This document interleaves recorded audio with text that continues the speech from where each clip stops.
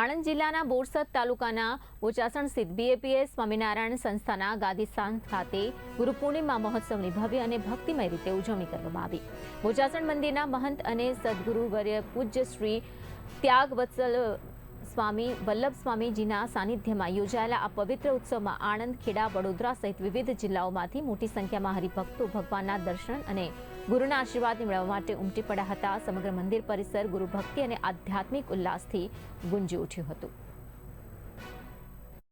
બોચાસણ ધામ એટલે ગુજરાતના આણંદ જિલ્લાનું પરમ પવિત્ર ધામ અને બીએપીએસનું ગાદીસ્થાન।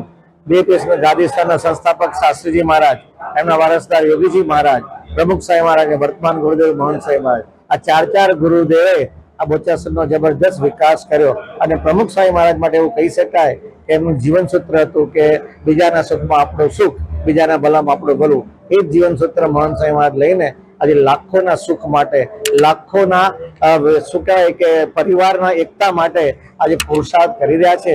તો આપણે ભગવાન સ્વામિનારાયણ અને દરેક ઈષ્ટદેવને પ્રાર્થના કરીએ કે દરેક પરિવારની અંદર સુખ શાંતિ રહે અને આ નવું વર્ષ સુખદાયક રહે। આ ગુરુ પૂર્ણિમા દિવસે ગુરુના આશીર્વાદ બધા ઉપર રહે, એનાથી તને મને ધને બધા